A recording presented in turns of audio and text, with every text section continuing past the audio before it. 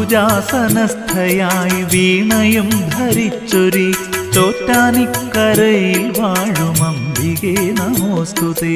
അംബേ നാരായണ ദേവി നാരായണ ലക്ഷ്മി നാരായണ ഭദ്രേ നാരായണ. ദുഷ്ടനിഗ്രഹം നടത്തി ധർമ്മപാലനം തുടരും ചോറ്റാനിക്കരയിൽ വാഴും അംബികേ നമോസ്തുതേ.